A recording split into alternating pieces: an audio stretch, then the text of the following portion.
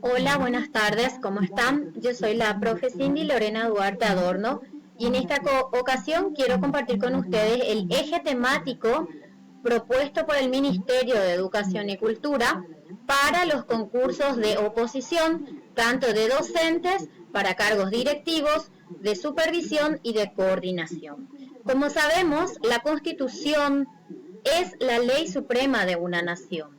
Esto está dispuesto en el artículo 137 de nuestra Carta Magna o Ley Guazú, la de 1992, la que sigue vigente. Vamos a pasar a hablar detalladamente de lo dispuesto en cada uno de los artículos de la primera parte de nuestra Constitución. Tenemos que saber que la Constitución Nacional se divide en tres grandes partes.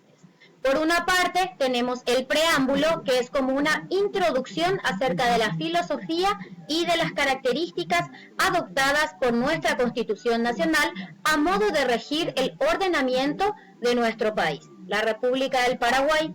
Por otra parte, tenemos la segunda, que es de las declaraciones fundamentales, incluyen los derechos, los deberes y las garantías, y la tercera parte, la orgánica, que es la que organiza los tres poderes del Estado: poder ejecutivo, poder legislativo y poder judicial, con sus deberes, obligaciones y atribuciones. En esta primera entrega vamos a hablar del preámbulo, que habíamos dicho que es sinónimo de introducción o prefacio.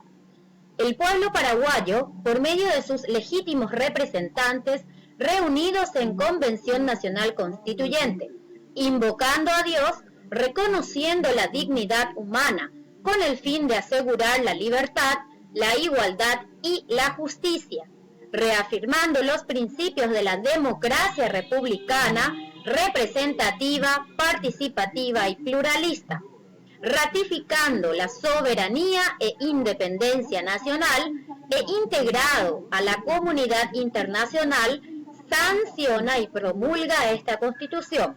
Esto con fecha de 20 de junio del año 1992 en la ciudad capital, Nuestra Señora de la Asunción.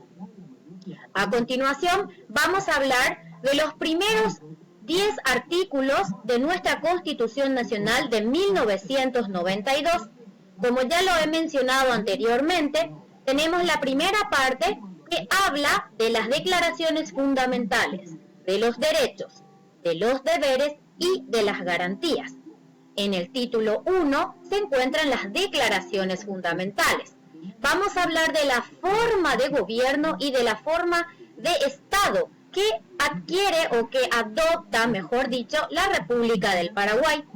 El artículo número 1 de nuestra Constitución o Ley Guazú expresa cuanto sigue: la República del Paraguay es para siempre libre e independiente. Se constituye en Estado social de derecho, unitario, indivisible y descentralizado, en la forma que se establecen en esta Constitución y las leyes. La República del Paraguay adopta para su gobierno la democracia representativa, participativa y pluralista, fundada en el reconocimiento de la dignidad humana. Bueno, vamos a analizar estos dos párrafos que corresponden al artículo número 1 de la ley de la Constitución Nacional vigente, la de 1992. En su primer párrafo nos dice que nuestro país es y será para siempre libre e independiente, es decir, no va a estar sometida a ningún otro Estado, a ninguna decisión de otro Estado. Se constituye en Estado social de derecho, unitario, indivisible y descentralizado. ¿A qué se refiere cuando hablamos Estado social de derecho? Quiere decir que nuestro Estado paraguayo, al organizarse políticamente, adoptó la forma unitaria, no la federal. La unitaria consiste en un órgano central, un único poder para todo el territorio nacional, pero sí permite la descentralización Es decir, que cada uno de los 17 departamentos, más el distrito capital, la ciudad de Asunción, puedan tener ciertas funciones que sean descentralizadas. Indivisible, no permite división alguna de ninguno de sus dos regiones naturales. Y la República del Paraguay adopta para su gobierno la democracia representativa, participativa y pluralista, fundada en el reconocimiento de la dignidad humana. La dignidad humana se encuentra como principio general de la Declaración de los Derechos Humanos de diciembre de 1948. Entonces, la dignidad de la persona debe ser respetada en todas sus dimensiones y adopta la democracia, democracia o demo y kratos, poder del pueblo.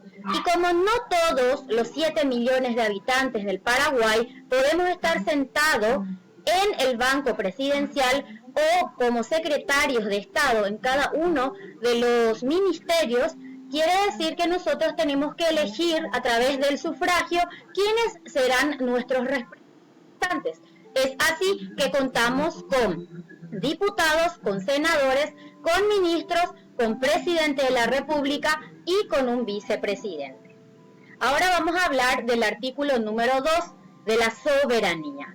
En la República del Paraguay, la soberanía reside en el pueblo, es lo que habíamos mencionado. Justamente porque se adoptó la forma de la democracia, el poder reside en el pueblo y las personas electas para ocupar esos cargos públicos y cargos de confianza son nuestros representantes que deben ejercer justamente y tutelar la nación y el Estado paraguayo. Esto conforme a todo lo dispuesto en nuestra Constitución Nacional. El poder público. Vamos a hablar un poquitito del poder público. Esto está en el artículo número 3. El pueblo ejerce el poder público por medio del sufragio. Habíamos mencionado con anterioridad que el poder justamente reside en el pueblo, pero que no todos podemos estar en esos lugares que son limitados. No existen 7 millones de bancas, entonces tenemos que hacer que esto sea gobernable por medio de la elección de nuestros gobernantes, de nuestros representantes. El gobierno es ejercido, y ahí está, por los poderes legislativo, ejecutivo y judicial, son nuestros 3 poderes del Estado. Ejecutivo, legislativo y judicial, en un sistema de separación con equilibrio y coordinación, por supuesto, con recíproco control de cada uno de estos 3 poderes. Ninguno de estos 3 poderes mencionados puede atribuirse ni otorgar a otro ni a persona alguna, ninguna persona individual o colectiva, facultades extraordinarias o la suma del poder público. Y por sobre todo, la dictadura se encuentra fuera de la ley. Esto está expresado, mejor dicho, en el artículo número 3. Entonces, ¿quién ejerce el poder público? El pueblo ejerce el poder público. ¿Y por medio de qué? Por medio del sufragio. Vamos a hablar del título 2, de los deberes, de los derechos y de las garantías. Hablamos en el capítulo 1 de nuestro título 2 de la vida y del medio ambiente. El artículo 4 habla del derecho a la vida. Sabemos que es un derecho humano. El derecho a la vida es inherente, algo propio a la persona humana. Se garantiza su protección en general desde la concepción. Recordemos que la concepción es el momento que se produce la unión del óvulo con el espermatozoide. Entonces, nuestra Constitución Nacional, ¿desde qué momento tutela, protege la vida? Desde el momento que se produjo la fecundación, la concepción. Queda abolida la pena de muerte. En Paraguay no tenemos como sanción o castigo ante un delito o crimen la pena de muerte, en ningún tipo. Toda persona será protegida por el Estado en su integridad física y psíquica, tanto la parte biológica, la parte física, cuerpo, material, como la parte mental. así como será protegida en su honor y en su reputación. La ley reglamentará la libertad de las personas para disponer de su propio cuerpo solo con fines científicos o médicos. Es ahí lo que hablamos en el tema de la donación de órganos, por ejemplo. Existen toda una ley para ablación, para donación, y dice solo con fines científicos o médicos. En el artículo siguiente, el artículo 5, se menciona acerca de la tortura y de otros delitos. Nos expresa que nadie, ninguna persona será sometida a torturas ni a penas o tratos crueles, inhumanos o degradantes. El genocidio y la tortura, así como la desaparición forzosa de personas, el secuestro y el homicidio por razones de índole político son imprescriptibles, no tienen fecha de vencimiento, no caducan. Esto es inadmisible dentro de nuestra Constitución Nacional. ¿Cómo estamos en esto con la práctica? Tenemos actualmente 3 personas secuestradas por personas que están al margen de la ley y las soluciones todavía no las tenemos. Vamos a hablar del artículo número 6, de la calidad de vida. La calidad de vida será promovida por el Estado mediante planes y o políticas que reconozcan factores condicionantes tales como la extrema pobreza y los impedimentos de la discapacidad, o de la edad. El Estado también fomentará la investigación sobre los factores de población y sus vínculos con el desarrollo tanto económico como social, con la preservación del medio ambiente y con la calidad de vida de los habitantes. Es muy extenso lo que nos establece, lo que nos dice el artículo número 6 al hablar de calidad de vida. Realmente tenemos muchas cosas para debatir, como un estudio de caso. Nos habla de que el Estado va a promover la calidad de vida a través de sus órganos mediante planes y ejecuciones de políticas de Estado que reconozcan estos factores condicionantes como la pobreza extrema. Sabemos que según la última estadística están departamentos como Caaguazú y como Amambay que se encuentran realmente en situaciones de extrema pobreza, donde nuestros ciudadanos y nuestros habitantes de esa zona sobreviven con menos de 10.000 guaraníes al día. Esto es hablar de extrema pobreza. Y cuando hablamos de discapacidad o personas con capacidades diferentes o de tercera edad, estamos hablando de prácticamente un total abandono. Todas las políticas, todos los planes están muy bonitos guardados realmente en páginas, pero a la hora de concretar nos encontramos todavía muy lejos de ayudar a estas personas que se encuentran en condiciones diferentes, disminuidas a nosotros. Por último, podemos hablar del artículo 7, y luego vamos a continuar en la otra entrega. Esta ya es la sección 2 de nuestro capítulo 1 de garantías, deberes y derechos. Artículo 7 del derecho a un ambiente saludable. Este es el artículo que me encanta, pero realmente en el ámbito de ambiente estamos todavía súper lejos.